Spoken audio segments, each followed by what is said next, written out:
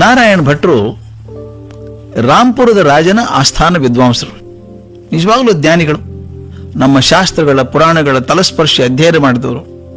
ಅವರ ಮಾರ್ಗದರ್ಶನದಲ್ಲಿ ರಾಜ್ಯ ಸುಸೂತ್ರ ನಡೆದಿತ್ತು. ದುರ್ದೈವ ಅಂದ್ರೆ ಈ ನಾರಾಯಣ ಭಟ್ಟರ ಏಕಮಾತ್ರ ಪುತ್ರ, ಅವನ ಹೆಸರು ಗುಂಡಭಟ್ಟ ಅಂತ. ಅಕ್ಷರ ಶತ್ರು ಅವನು. ಸಾಮಾನ್ಯ ಪಂಡಿತ ಪುತ್ರ ಅಂತ ಕರೀತಾರೆ.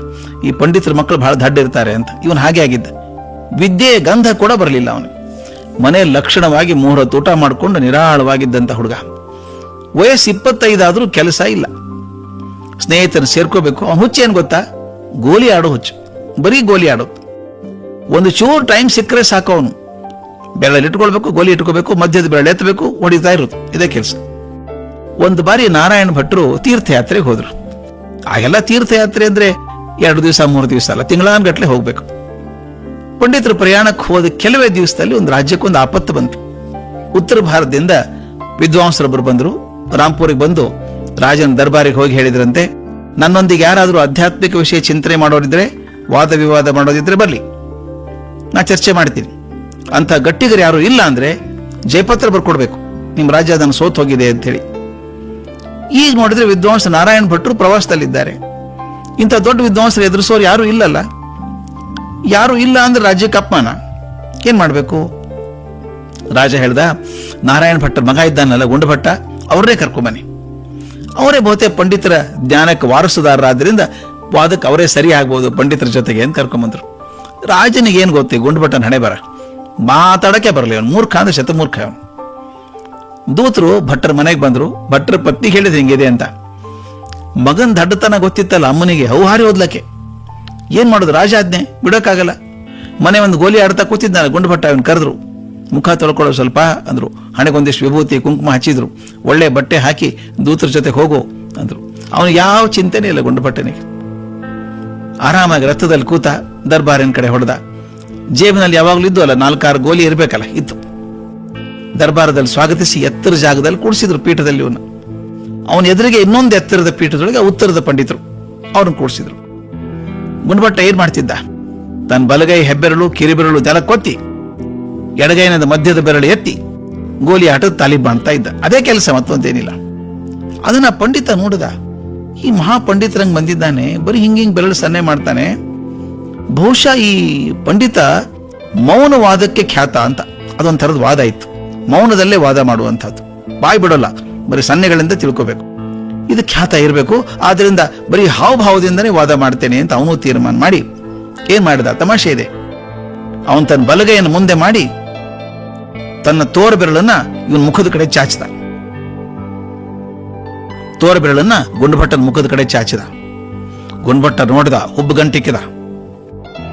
ತಾನು ಬಲಗೈಯನ್ನು ಮುಂದೆ ತಂದ. ಅವನ್ 1 ಬೆರಳು ತಾನೇ ಮಾಡಿದ್ದು, ಇವನ್ 2 ಬೆರಳು ಚಾಚಿದ ಅವನ ಮುಖದ ಕಡೆಗೆ. ಆ ಪಂಡಿತ ಮುಖ ಸಣ್ಣ ಮಾಡಿ, ನಾ ಸೋತೆ ಅಂದ. ಜನರಿಗೇನು ಅರ್ಥ ಆಗ್ಲಿಲ್ಲ. ಅವನ್ ಏನ್ ಹೇಳ್ದ, ಇವನೇನ್ ಹೇಳ್ದ? ಗುಂಡಭಟ್ಟ ಸೋತ ಗೆದ್ದ ಅಂದ್ರೆ ಅವನ್ ಏನ್ ಹೇಳ್ದ? ಅದು ಚಪ್ಪಳೆ ತಟ್ಟಿದ್ರು, ನಮ್ಮ ಅವನ್ ಗೆದ್ದನಲ್ಲ ಅಂತ. ಈಗ ಪಂಡಿತರು ಬಲಗೈ ಮೇಲೆ ಕೆತ್ತಿ ತನ್ನ ಕೈದ 5 ಬೆರಳುಗಳನ್ನು ಅಗಲ ಮಾಡಿ ಹಿಡ್ಕೊಂಡ್ರು. ಹಸ್ತದ 5 ಬೆರಳುಗಳನ್ನ ಅಗಲ ಮಾಡಿ ಹಿಡ್ಕೊಂಡ್ರು. ಗುಂಡಭಟ್ಟನ ಮತ್ತಿಷ್ಟು ಕೋಪ ಬಂದಂಗಾಯ್ತು. ಅವನೇನ್ ಮಾಡಿದ ಗೊತ್ತಾ?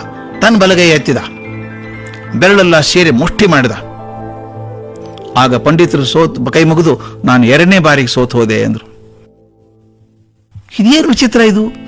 ಮಾತಾಡದೆ ಬರೀ ಕೈ ಸನ್ನೆಯಿಂದ ಮಾಡ್ತಾ ಇದ್ದಾರಲ್ಲ. ಆ ಪಂಡಿತ ಹೇಳ್ದ, ನಿಮ್ ಪಂಡಿತರು ಮಹಾಜ್ಞಾನಿಗಳು, ಕೈ ಸನ್ನೆಯಿಂದ ನನ್ನ ಮನಸ್ಸನ್ನು ಅರಿತು ವಿಷಯ ಪ್ರತಿಪಾದನೆ ಮಾಡದಂತ ಮಹಾಪಂಡಿತರು ಅಂತ ದೀರ್ಘದಂಡ ನಮಸ್ಕಾರ ಮಾಡಿ ಜಯಪತ್ರ ಬರ್ಕೊಟ್ಟು ಹೊರಟೆ ಬಿಟ್ರು. ಜನ ಎಲ್ಲ ಜಯ ಅಂದ್ರು. ಕೆಲವರು ಹೋಗಿ ಪಂಡಿತರನ್ನ ಕೇಳಿದ್ರಂತೆ, ಸ್ವಾಮಿ ನಿಮಗೆ ವಾದ ವಿವಾದ ನಮಗೆ ತಿಳಿಲಿಲ್ಲ, ನೀವೇನ್ ಹೇಳಿದ್ರಿ, ಅವ್ರೇನ್ ಹೇಳಿದ್ರು ಅಂತ. ಆಗ ಪಂಡಿತರು ಹೇಳಿದ್ರಂತೆ, ನೋಡಿ, ನಾನು ಮೊದಲು 1 ಬೆರಳು ತೋರಿಸಿ ಮನುಷ್ಯ ಜಾತಿ ಒಂದೇ ಅಲ್ವಾ ಅಂತ ಕೇಳಿದೆ. ಅದಕ್ಕೆ ಆ ಪಂಡಿತರು, ಅಲ್ಲ, ಮನುಷ್ಯ ಜಾತಿ 2, ಗಂಡು ಹೆಣ್ಣು ಅಂತ 2 ಇದ್ದಾವೆ ಅಂತ ತೋರಿಸಿದ್ರು. ನಾ ಸೋತ್ ಹೋಗ್ಲಿಲ್ವಾ? ಮತ್ತೆ ಇನ್ನೊಂದೇನ್ ತೋರಿಸಿದ್ರಿ? ಇಡೀ ಮನುಷ್ಯ ದೇಹ ಆದದ್ದು ಪಂಚಭೂತಗಳಿಂದ ಅಂತ 5 ಬೆರಳು ತೋರಿಸಿದೆ ನಾನು. ಅದಕ್ಕೆ ನಿಮ್ ಪಂಡಿತರು ಮಹಾಜ್ಞಾನಿಗಳು, ಅವೆಲ್ಲ ಮುಷ್ಟಿ ಮಾಡಿ ಎಲ್ಲ ಪಂಚಭೂತಗಳು ನಮ್ಮ ದೇಹದಲ್ಲಿ ಇದ್ದಾವೆ ಅಂತ ಮುಷ್ಟಿ ತೋರಿಸಿದ್ರು. ಮಂದಂದ್ರು, ಪುಂಡಭಟ್ಟ ಬಹಳ ಬುದ್ಧಿವಂತ ಹಾಗಾದ್ರೆ ಅಂತ. ಓಡಿ ಬಂದ್ರು ಗುಂಡಪ್ಪನ ಕಡೆ. ಅಲ್ಲಪ್ಪ, ಈ ವಾದ ವಿವಾದ ಏನಾಯ್ತು ನಿಮ್ ನಡುವೆ ಅಂತ. ಅವ್ ಗುಂಡ್ಭಟ್ಟ ಹೇಳ್ದ, ಅವನೆಂತ ಪಂಡಿತ್ರಿ, ಜಗಳಕ್ಕೆ ಬಂದಿದ್ದ, ಇನ್ ಸ್ವಲ್ಪ ತಾಯಿದ್ರು ಬಿಡ್ತೀರ ಅವನ್ನ, ನಾನು ಗೋಲಿ ಆಡೋದು ನೋಡಿದ್ದಾನೆ, ನನ್ನ ಕಡೆ ಒಂದು ಬೆರಳು ಚಾಚಿಬಿಟ್ಟು ನಿನ್ಗೊಂದು ಕಣ್ಣು ಕಿತ್ತು ಬಿಡ್ತೀನಿ ಅಂತಂದ. ಒಂದು ಬೆರಳು ತೋರಿಸಿ, ನಾನು ಬಿಡ್ತೇನಾ, ನಾನು ನಿನ್ 2 ಕಣ್ಣು ಕಿತ್ತು ಬಿಡ್ತೇನೆ ಅಂತ 2 ಬೆರಳು ತೋರಿಸಿದೆ. ಹೆದರ್ಕೊಂಡ್ಬಿಟ್ಟ ನೋಡಿ. ಆಮೇಲೆ ಬಂದ, ನಾನು ಹೊಡಿತೀನಿ ಅಂತ ಕೈ ಎತ್ತಿಬಿಟ್ಟ. ನಾನು ಹೇಳಿದ್ ಬಿಡ್ತೇನಾ, ನೀನ್ ಹೊಡೆದ್ರೆ ನಾನು ನೀನು ಕುಟ್ಟಿ ಬಿಡ್ತೇನೆ ಅಂತ ಮುಷ್ಟಿ ತೋರಿಸಿದೆ, ಹೆದರು ಓಡಿ ಹೋದ ಅಂತ. ಸ್ವಾಮಿ, ನಿಜ ಜೀವನದಲ್ಲೂ ಹಾಗೇನೆ. ನಾವೊಂದು ಮಾಡ್ತೇವೆ, ಜನ ತಿಳಿಯೋದೇ ಬೇರೆ. ನಾವು ತಿಳ್ಕೊಂಡಿರುವ ಹಾಗೆ ಇನ್ನೊಬ್ರು ತಿಳ್ಕೋತಾರೆ ಅನ್ನೋ ಭ್ರಮೆ ಬೇಡ.